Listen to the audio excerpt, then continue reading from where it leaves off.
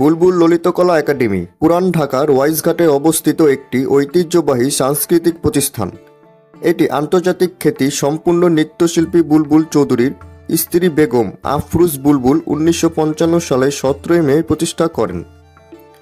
আহসান মঞ্জিলের পাশে ওয়াইজঘাটের 20 বিঘা ভূমির উপর নির্মিত ওয়াইজ হাউস নামের একটি প্রাচীন ভবনে বুলবুল ললিতকলা একাডেমির প্রধান শাখাটি অবস্থিত। এই প্রতিষ্ঠানে সাংস্কৃতিক যেসব শাখায় শিক্ষা দেওয়া হয় তার মধ্যে উল্লেখযোগ্য হল সঙ্গীত, শাস্ত্রীয় সঙ্গীত, নৃত্য, অভিনয়, আবৃত্তি, চিত্রাঙ্কন এবং নানা ধরনের বাদ্যযন্ত্র। এই প্রতিষ্ঠানে অনেকগুলো শাখা আছে, যেমন ওয়াইজঘাট প্রধান শাখা, ধানমন্ডি, মিরপুর, বনশ্রী, উত্তরা, মোহাম্মদপুর, ক্যান্টনমেন্ট, মিরপুর, রূপনগর, মগবাজার, কমলাপুর এবং নারায়ণগঞ্জ। দেশীয় সংস্কৃতির লালন ও বিকাশের লক্ষ্য মূলত প্রতিষ্ঠা করা হয়েছিল।